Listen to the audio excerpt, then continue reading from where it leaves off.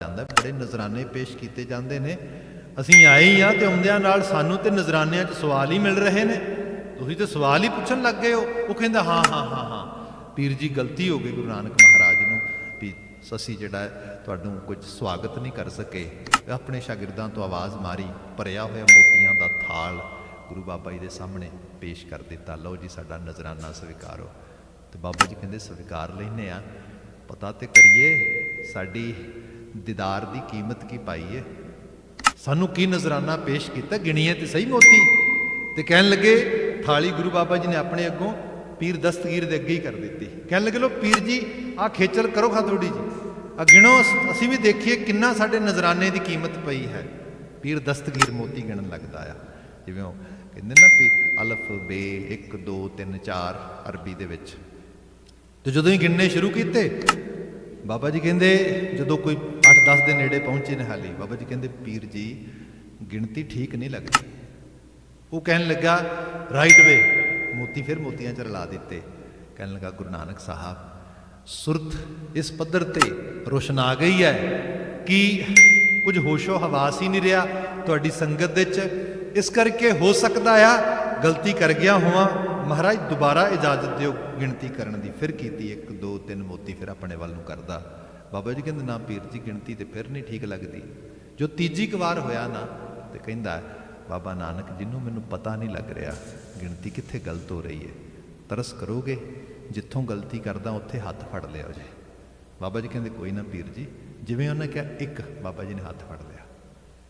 ਬਾਬਾ ਜੀ ਕਹਿੰਦੇ ਨਾ ਗਿਣਤੀ ਗਲਤ ਆ। ਕਹਿਣ ਲੱਗੇ ਜੀ ਗਲਤ ਕਾਹਦੀ ਹੈ, ਅਜੇ ਤੇ ਸ਼ੁਰੂ ਹੀ ਹੋਈ ਹੈ। ਬਾਬਾ ਕਹਿੰਦੇ ਸ਼ੁਰੂਆਤ ਹੀ ਗਲਤ ਹੈ, ਗਿਣਤੀ ਕਦੀ 1 ਤੋਂ ਸ਼ੁਰੂ ਹੁੰਦੀ ਹੈ। ਕਹਿਣ ਲੱਗੇ ਜੀ ਫਿਰ ਕਿੱਥੋਂ ਸ਼ੁਰੂ ਹੁੰਦੀ? ਬਾਬਾ ਜੀ ਕਹਿੰਦੇ ਤੁਸੀਂ ਸੋਚ ਕੇ ਦੱਸੋ। ਕਹਿਣ ਲੱਗਾ ਜੀ 0 ਤੋਂ, 0 ਤੋਂ ਗਿਣਤੀ ਇੱਥੋਂ ਸ਼ੁਰੂ ਹੁੰਦੀ ਹੈ। ਪਹਿਲਾ ਅੰਕ ਜਿਹੜਾ ਹੈ ਹੀ 0। ਬਾਬਾ ਜੀ ਕਹਿੰਦੇ 0 ਕਿਉਂ ਨਹੀਂ ਗਿਣਦੇ? ਕਹਿਣ ਲੱਗੇ ਜੀ ਉਹ ਗਿਣਤੀ 'ਚ ਨਹੀਂ ਆਉਂਦਾ, ਉਹਦਾ ਤੇ ਪਤਾ ਹੀ ਨਹੀਂ ਲੱਗਦਾ। ਬਾਬਾ ਜੀ ਕਹਿੰਦੇ ਬਸ ਆਹੀ ਚੀਜ਼ ਹੈ, ਅਕਾਲ ਦਾ ਪਤਾ ਕਾਲ ਵਿੱਚ ਆ ਕੇ ਲੱਗਦਾ, ਤੇ ਕਾਲ ਹੁੰਦਾ ਹੀ ਉਦੋਂ ਸ਼ੁਰੂ ਹੈ ਜਦੋਂ ਏਕੇ ਦੀ ਸਮਝ ਵਾਸਤੇ ਦੁਐ ਤੁਸੀਂ ਜੋ ਦੂਣ ਕਹਿੰਦੇ ਹੋ ਉਹਦੇ 'ਚ ਆਉਂਦੀ ਹੈ ਬਾਤ, ਤਾਂ ਤੁਸੀਂ ਪਕੜ ਪਾ ਰਹੇ। ਦੂਸਰੀ ਬਾਤ ਉਹਨੇ ਕਹੀ ਚਲੋ 1 ਦੀ ਸਮਝ ਆ ਗਈ, ਉਹ 1 ਹੈ, ਸਭ ਤੋਂ ਪਹਿਲਾਂ ਹੈ, ਉਸ ਤੋਂ ਪਹਿਲਾਂ ਸਾਡੀ ਸੁਰਤ ਨਹੀਂ ਪਕੜ ਸਕਦੀ।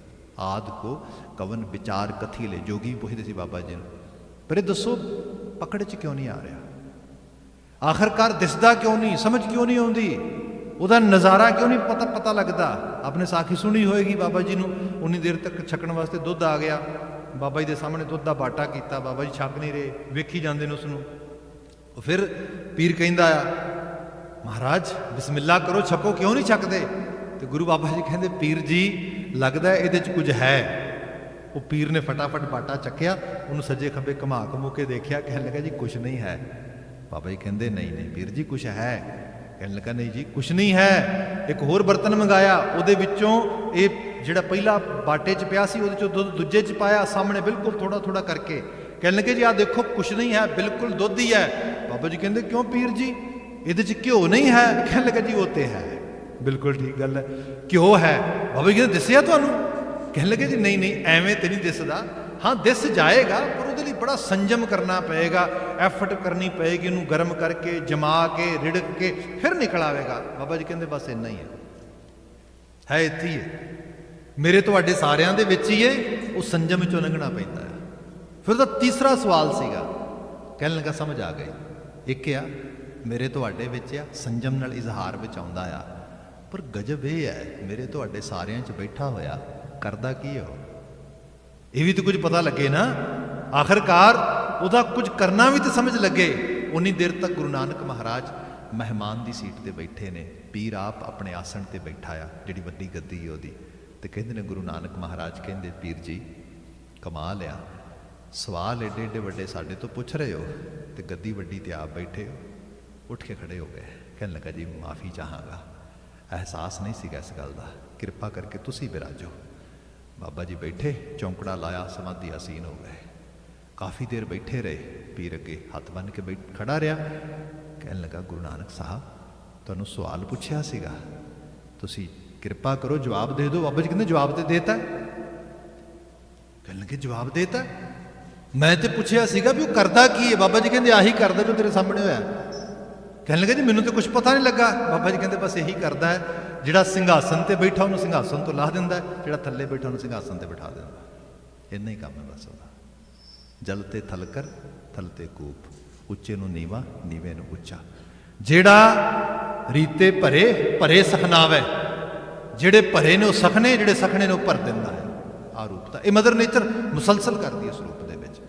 ਇਸੇ ਲਈ ਜਿੱਡਾ ਮਰਜੀ ਵੱਡਾ ਐਲੀਟ ਹੋਏ, ਜਿੱਡਾ ਮਰਜੀ ਵੱਡਾ ਤਾਕਤਵਰ ਹੋਏ, ਸਮਰੱਥਾ ਵਾਲਾ ਹੋਏ, ਆਖਰਕਾਰ ਕੁਦਰਤ ਦੇ ਬਣਾਏ ਹੋਏ ਨਿਯਮ ਦੇ ਵਿੱਚ ਬਣੀਆਂ ਹੋਈਆਂ ਚੀਜ਼ਾਂ ਟੁੱਟਦੀਆਂ ਨੇ। ਟੁੱਟੀਆਂ ਭੱਜੀਆਂ ਨੇਸ ਤੋਂ ਨਾਬੂਦ ਹੋਈਆਂ ਚੀਜ਼ਾਂ ਦੁਬਾਰਾ ਉਸਰਦੀਆਂ ਨੇ, ਬਣਦੀਆਂ ਨੇ। ਬਾਬਾ ਜੀ ਕਹਿੰਦੇ ਸੀ ਨਿਯਮ ਨੂੰ ਕਦੀ ਨਹੀਂ ਭੁੱਲਣਾ। ਸੋ ਇਸ ਲਈ ਵਕਤਨ ਵਾ ਵਕਤਨ ਸਮਾਜ ਦੇ ਵਿੱਚ ਐਲੀਟ ਵੀ ਪੈਦਾ ਹੁੰਦੇ ਨੇ, ਸਮਾਜ ਦੇ ਵਿੱਚ ਕਲਾਸਿਸ ਵੀ ਪੈਦਾ ਹੁੰਦੀਆਂ ਨੇ, ਤੇ ਫਿਰ ਉਹ ਟੁੱਟਦੀਆਂ ਵੀ ਨੇ। ਗੁਰੂ ਮਹਾਰਾਜ ਜਿਹੜਾ ਕਲਯੁਗ ਦੇ ਉੱਤੇ ਸ਼ਬਦ ਪੜ੍ਹਦੇ ਨਾ ਅਸੀਂ, ਸੋਈ ਚੰਦ ਚੜ੍ਹੈ ਸੇ ਤਾਰੇ ਸੋਈ ਦਿਨਿਅਰ ਤਪਤ ਰਹੈ। ਬਾਬਾ ਜੀ ਸਮਝਾਉਂਦੇ ਨੇ ਕੁਦਰਤ ਦਾ ਨਿਯਮ ਮੁਸਲਸਲ ਯੁਗਾਂ ਯੁਗਾਂਤਰਾਂ ਤੋਂ ਤੁਰਿਆ ਲਗਾ ਹੁੰਦਾ। ਧਿਆਨ ਨਾਲ ਦੇਖ, ਉਹਦੇ 'ਚ ਮਹਾਰਾਜ ਨੇ ਬਿਆਨ ਕੀਤਾ ਜਿਸੈ ਸਿਕਦਾਰੀ ਤਿਸੈ ਖੁਆਰੀ ਚਾਕਰ ਕਿਹੇ ਡਰਨਾ। ਜਿਹੜਾ ਆਪਣੇ ਆਪ ਨੂੰ ਦੂਜਿਆਂ ਦਾ ਸਰਦਾਰ ਮੰਨ ਕੇ ਉਹਨਾਂ ਦੇ ਸਿਰ ਤੇ ਬੈਠਣ ਦੀ ਕੋਸ਼ਿਸ਼ ਕਰਦਾ ਹੈ ਨਾ, ਅਲਟੀਮੇਟਲੀ ਉਹ ਸਿਰਾਂ ਤੇ ਬੈਠੇ ਹੋਏ ਪੈਰਾਂ 'ਚ ਡਿੱਗਦੇ ਨੇ ਆ ਕੇ। ਇਸ ਲਈ ਕਿਹਾ ਚਾਕਰ ਕਿਹੇ ਡਰਨਾ, ਜਿਹੜਾ ਚਾਕਰ ਬਣ ਕੇ ਤੁਰਦਾ ਆ, ਆਪਣੇ ਆਪ ਨੂੰ ਜਤਾਉਂਦਾ ਹੀ ਨਹੀਂ, ਉਹਨੂੰ ਕਾਹਦਾ ਡਰ ਆ। ਜਿਹੜਾ ਆਲਰੇਡੀ ਮਿੱਟੀ ਦੇ ਨਮਿੰਦ ਹੋ ਕੇ ਤੁਰਿਆ ਆ, ਉਹਨੂੰ ਕੀ ਬਰਬਾਦ ਕਰੋਗੇ ਤੇ ਕੀ ਨੇਸ ਤੋਂ ਨਾਬੂਦ ਕਰੋਗੇ ਉਸ ਨੂੰ। ਸੋ ਇਸ ਕਰਕੇ ਅਹਿਸਾਸ ਇਹ ਕੀਤਾ ਗਿਆ, ਲੋਕ ਜਿਹੜਾ ਰੂਪ ਦੇ ਵਿੱਚ ਰਹਿ, ਲੋਕਾਂ ਦੇ ਨਾਲ ਸਾਂਝ ਰੱਖ, ਲੋਕ ਆਵੇਸ਼ ਦੇ ਵਿੱਚ, ਲੋਕ ਸਮਰਪਣ ਦੇ ਵਿੱਚ ਜੀਵਨ ਜੀ। ਤੇ ਗੁਰੂ ਬਾਬਾ ਜੀ ਨੇ ਜਦੋਂ ਅਲਾਹੀ ਬਚਨ ਉਪਦੇਸ਼ ਰਚੇ ਨੇ, ਲੋਕ ਭਾਖਾ 'ਚ ਰਚੇ ਨੇ। ਕਿਆ ਇਹ ਲੋਕਾਂ ਵਾਸਤੇ ਹੈ, ਲੋਕ ਬੋਲੀ ਹੈ, ਤੇ ਇਹਦੇ ਰੂਪ ਵੀ ਸਾਰੇ ਦੇ ਸਾਰੇ ਲੋਕ ਕਾਫੀਏ ਤੇ ਲੋਕ ਗੀਤਾਂ ਦੇ ਰੂਪ ਨੇ। ਉਹਨਾਂ ਲੋਕ ਗੀਤਾਂ ਦੇ ਰੂਪਾਂ ਨੂੰ ਅਸੀਂ ਵਾਰਾਂ ਦੇ ਰੂਪ ਵਿੱਚ ਦੇਖਦੇ ਹਾਂ, ਘੋੜੀਆਂ, ਅਲਾਣੀਆਂ, ਸੱਦ, ਇਹਨਾਂ ਰੂਪਾਂ 'ਚ ਦੇਖਦੇ ਹਾਂ। ਉਹਨਾਂ ਵਿੱਚ ਕੁਝ ਸਮੇਂ ਦੇ ਰੂਪ ਨੇ, ਜਿਵੇਂ 12 ਮਾਹ ਦੀ ਰਚਨਾ ਦੀ ਅਸੀਂ ਅਕਸਰ ਵਿਆਖਿਆ ਕਰਦੇ ਹਾਂ, ਉਹ ਰੂਪ ਆ। ਇਸ ਤੋਂ ਬਿਨਾਂ ਪੈਰਿਆਂ ਦੀ ਬਾਣੀ ਆਪ ਪੜ੍ਹਦੇ ਹੋ, ਇਸ ਤੋਂ ਬਿਨਾਂ ਆਪ ਫੁਨਹੇ ਦੀ ਬਾਣੀ ਪੜ੍ਹਦੇ ਹੋ। ਤੁਸੀਂ ਦੇਖੋ ਸਾਰੀਆਂ ਦਿਨ ਰਹਿਣ ਦੀ ਬਾਣੀ ਹੈ, ਵਾਰ ਸੱਤ ਸਤਵਾਰਿਆਂ ਦੀ ਬਾਣੀ ਹੈ। ਇਨ ਬਿਨਾਂ ਥਿਤ ਦੀ ਬਾਣੀ ਹੈ। ਥਿਤੀ ਦੇ ਬਾਬਤ ਮੋਸਟਲੀ ਤੇ ਥੋੜ੍ਹਾ ਜੋ ਪੰਜਾਬੀ ਕਲਚਰ ਨੂੰ ਅੰਡਰਸਟੈਂਡ ਕਰਨ ਵਾਲੀਆਂ ਰੂਹਾਂ ਨੇ ਬੜੇ ਤਰੀਕੇ ਨਾਲ ਸਮਝ ਜਾਂਦੀਆਂ ਨੇ ਥਿਤੀ ਦਾ ਮਤਲਬ ਕੀ ਹੁੰਦਾ ਆ। ਜਿਹੜਾ ਸਮੇਂ ਦੀ ਮਪਾਇਸ਼ ਦਾ ਆ, ਸਮੇਂ ਦੇ ਬਦਲਾਅ ਦਾ ਢੰਗ ਆ, ਅਸੀਂ ਲੂਨਰ ਤੇ ਜਿਹੜਾ ਖਾਸ ਕਰਕੇ ਜਾਰਜੀਅਨ ਜਾਂ ਸੁਨ ਦੇ ਰਿਗਾਰਡਿੰਗਲੀ ਜਿਹੜੀਆਂ ਚੀਜ਼ਾਂ ਬਿਆਨ ਕੀਤੀਆਂ ਜਾਂਦੀਆਂ ਨੇ ਕੈਲੰਡਰ ਦੇ ਵਿੱਚ, ਉਹਨਾਂ ਨੂੰ ਦੇਖਦੇ ਹਾਂ। ਜਿਹੜਾ ਲੂਨਰ ਸਟਰਕਚਰ ਆ, ਇਹਦੇ ਅੰਦਰ ਪੁੰਨਿਆ ਤੇ ਮੱਸਿਆ ਦੋ ਖਾਸ ਦਿਨ ਨੇ, ਤੇ ਦੋਨਾਂ ਦਿਨਾਂ ਦੇ ਵਿੱਚ 14 ਦਿਨਾਂ ਦਾ ਫਰਕ ਆ।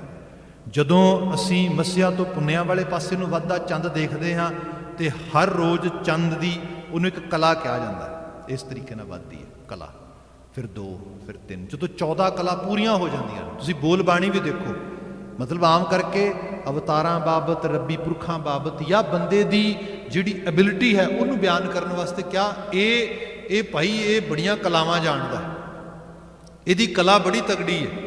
ਜਾਂ ਅਸੀਂ ਆਪਣੀ ਖਾਲਸਾਈ ਬੋਲੀ ਦੇ ਵਿੱਚ ਇਹ ਬੋਲਿਆ ਕਰਦੇ ਹਾਂ, ਜੋ ਕੋਈ ਪੁੱਛਦਾ ਹੈ ਭਾਈ ਕੀ ਹਾਲ ਹੈ, ਅਸੀਂ ਕਹਿੰਦੇ ਹਾਂ ਚੜ੍ਹਦੀ ਕਲਾ ਵੱਧ ਰਹੀ ਹੈ। ਜੋ ਇਹ ਕਲਾ ਵਧਣੀ ਹੈ, ਇਹਨੂੰ ਮੰਨਿਆ ਜਾਂਦਾ ਕਿ ਜਦੋਂ ਚੰਦਰਮਾ ਦਾ ਇੱਕ ਰੂਪ ਥੋੜ੍ਹਾ ਜਿਹਾ ਇਜ਼ਾਫੇ 'ਚ ਆਉਂਦਾ, ਉਹਨੂੰ ਇੱਕ ਰੂਪ ਵਧਣ ਨੂੰ ਕਲਾ ਕਿਹਾ ਜਾਂਦਾ। ਇਹਦੀਆਂ 14 ਕਲਾਵਾਂ ਚੜ੍ਹਦੀਆਂ ਨੇ ਇਸ ਰੂਪ ਦੇ 'ਚ। ਮੱਸਿਆ ਤੋਂ ਸ਼ੁਰੂ ਹੁੰਦੀਆਂ ਨੇ, ਪੁੰਨਿਆ ਤੱਕ, ਪੁੰਨਿਆ ਦਾ ਜਿਹੜਾ 15 ਬਣਦਾ। ਇਹਦੇ ਬਾਬਤ ਆਪਨੇ ਸ਼ਾਇਦ ਇਹ ਜਿਹੜੀਆਂ ਪੁਰਾਣੀਆਂ ਡੇਟਾਂ ਹੁੰਦੀਆਂ ਸੀਗੀਆਂ, ਕਿਉਂਕਿ ਹੁਣ ਤੇ ਇੱਕ ਲੈਂਗੁਏਜ, ਇੱਕ ਭਾਸ਼ਾ, ਇੱਕ ਕਲਚਰ ਸਭ ਕਾਸੇ ਨੂੰ ਆਪਣੇ ਵਿੱਚ ਨਿਗਲ ਗਈ, ਖਾ ਗਈ।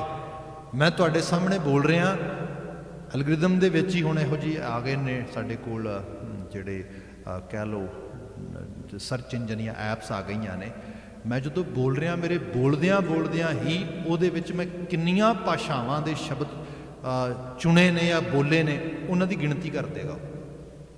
ਉਹਦੇ ਵਿੱਚ ਦੇਖਿਆ ਗਿਆ ਕਿ ਕੋਈ ਵੀ ਦੁਨੀਆ ਦੀ ਬੋਲੀ ਜਾਣ ਵਾਲੀ ਭਾਸ਼ਾ ਸਿਵਾਏ ਇੰਗਲਿਸ਼ ਤੋਂ ਆਲਮੋਸਟ ਸਾਰੀਆਂ ਦੇ ਵਿੱਚ ਇੱਕ ਲੈਂਗੁਏਜ ਜਿਹੜੀ ਹੈ, ਹੁਣ ਮੈਂ ਲੈਂਗੁਏਜ ਹੀ ਵਰਡ ਕਹਿ ਦਿੱਤਾ ਤੁਹਾਡੇ ਸਾਹਮਣੇ, ਉਹ ਜਿਹੜੀ ਹੈ ਸਾਰਿਆਂ ਦੇ ਵਿੱਚ ਬੋਲੀ ਜਾਏਗੀ। ਪਿਓਰ ਸ਼ੁੱਧ ਰੂਪ ਦੇ ਵਿੱਚ ਇਕੱਲੀ ਮਿਲਦੀ ਹੈ ਬਹੁਤਾਇਤ।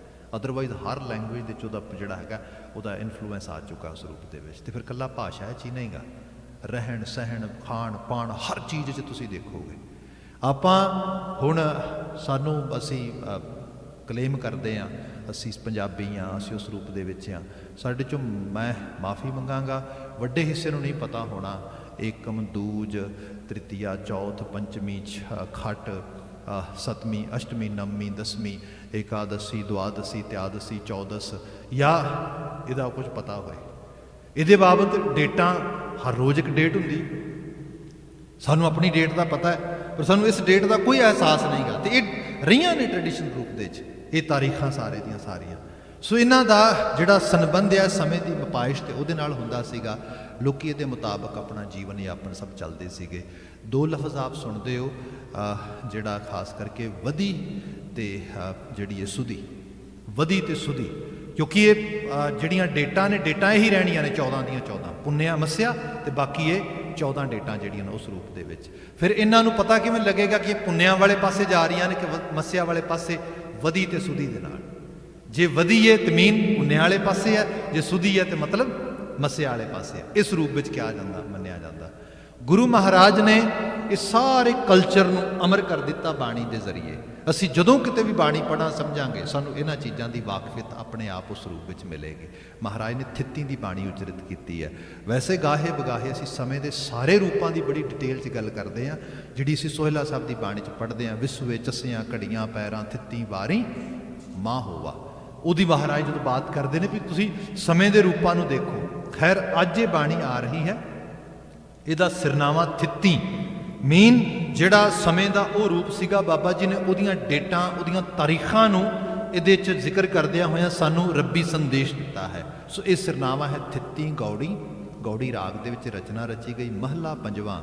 ਗੁਰੂ ਅਰਜਨ ਪਾਤਸ਼ਾਹ ਇਸ ਬਚਨ ਨੂੰ ਉਚਰਿਤ ਕਰ ਰਹੇ ਨੇ। ਸ਼ਲੋਕ ਕਿਉਂਕਿ ਇਹਦੇ 'ਚ ਇੱਕ ਸ਼ਲੋਕ ਤੇ ਇੱਕ ਪੌੜੀ ਹੈ। ਥਿੱਤੀ ਦਾ ਵੈਸੇ ਜਿਹੜਾ ਰੂਪ ਹੈ ਮੈਂ ਕਿਹਾ 14 ਤਾਰੀਖਾਂ ਮੱਸਿਆ ਤੇ ਪੁੰਨਿਆ ਨੂੰ ਜੇ ਪਾ ਦਈਏ ਦੋਨਾਂ ਨੂੰ ਇਹਦੇ ਵਿੱਚ, ਤੇ ਇਹ 14 ਤੇ 2 16 ਹੋ ਜਾਣਗੀਆਂ। ਪਰ ਪਦੇ ਇਹਦੇ 'ਚ ਟੋਟਲ 17 ਬਣਨਗੇ। 18ਵਾਂ ਬੰਦ ਰਹਾਉ ਦਾ ਪਦਾ ਬਣੇਗਾ। ਇੰਨੀ ਕੁ ਲਮੇਰੀ ਬਾਣੀ ਹੈ। ਇਹਦੇ 'ਚ 17 ਪੌੜੀਆਂ, 17 ਸ਼ਲੋਕ ਤੇ ਇੱਕ ਰਹਾਉ ਦਾ ਪਦਾ ਆ ਰਿਹਾ ਹੈ, ਜਿਹਦੀ ਅਸੀਂ ਮੁਸਲਸਲ ਵਿਚਾਰ ਕਰਾਂਗੇ। ਇੱਥੇ ਸ਼ਲੋਕ ਕਿਉਂਕਿ ਪਹਿਲਾ ਸ਼ਲੋਕ ਸ਼ੁਰੂ ਹੋਣਾ, ਉਹਦੀ ਇਹਦੇ ਨਾਲ ਵਿਚਾਰ ਬਣਨੀ ਹੈ, ਉਦੋਂ ਅਸੀਂ ਬਾਤ ਸੁਣਦੇ ਹਾਂ। ਇਹਦੇ 'ਚ ਇੱਕੋ ਓਂਕਾਰ ਸਤਿਗੁਰ ਪ੍ਰਸਾਦ, ਇਸ਼ਟ ਦਾ ਮੰਗਲ ਹੈ। ਮੂਲ ਮੰਤਰ ਦਾ ਸੰਖਿਪਤ ਸਰੂਪ ਜੋ ਅਮੂਮਨ ਬਾਣੀ ਦੇ ਵਿੱਚ ਆਲਮੋਸਟ ਜਿੱਥੋਂ ਵੀ ਕੋਈ ਨਵਾਂ ਸ਼ਬਦ ਪ੍ਰਾਰੰਭ ਹੋ ਰਿਹਾ, ਬਾਣੀ ਪ੍ਰਾਰੰਭ ਹੋ ਰਹੀ, ਉੱਥੇ ਜ਼ਿਕਰ ਆ ਪੌਣੇ ਕੁ 600 ਵਾਰ ਗੁਰੂ ਗ੍ਰੰਥ ਸਾਹਿਬ ਵਿੱਚ ਮਿਲਦਾ। ਇਹਦੀ ਟਰਾਂਸਲੇਸ਼ਨ ਜੇ ਸਮਝਣੀ ਹੋਏ ਤੇ ਇੱਕ ਓਂਕਾਰ, ਵਾਹਿਗੁਰੂ ਇੱਕ ਹੈ ਓਂਕਾਰ, ਅਵਿਥ ਇੱਕ ਰਸ ਲਗਾਤਾਰਤਾ ਨਾਲ ਵਿਆਪ ਰਿਹਾ ਹੈ। ਉਸ ਵਾਹਿਗੁਰੂ ਜੀ ਦੀ ਪ੍ਰਾਪਤੀ ਸਿੱਧੀ ਸਾਡੀ ਕੌਂਸ਼ੀਅਸ ਦੇ ਵਿੱਚ ਉਹਦੇ ਨਾਲ ਰਿਲੇਸ਼ਨਸ਼ਿਪ ਕਿਵੇਂ ਬਣੇਗੀ? ਬਾਬਾ ਜੀ ਕਹਿੰਦੇ ਸਤਿਗੁਰ ਪ੍ਰਸਾਦ, ਸੱਚੇ ਗੁਰੂ ਦੀ ਬਖਸ਼ਿਸ਼ ਦੇ ਸਦਕਾ ਅਸੀਂ ਉਹਦੇ ਨਾਲ ਆਪਣੇ ਆਪ ਨੂੰ ਆਤਮਸਾਤ ਹੋ ਸਕਾਂਗੇ।